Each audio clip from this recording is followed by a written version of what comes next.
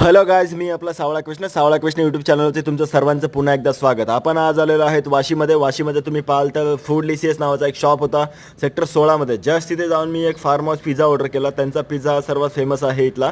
इथे बरेच कस्टमर्स येतात जे पिझ्झा खाण्यासाठी. त्यांना हा सर्वात फेवरेट वाटतो तो फार्म हाऊस पिझ्झा, ज्याच्यावरती स्वीट्स कॉर्न्स आहेत, आतमध्ये पाहाल तर रेड चिल्लीज आहेत, बाजूला पाहाल तर कॅप्सिकम आहे, त्याच्यावरती पाहाल तर चीज टाकलेलं आहे, त्याच्यावरती कॅप्सिकम आहे.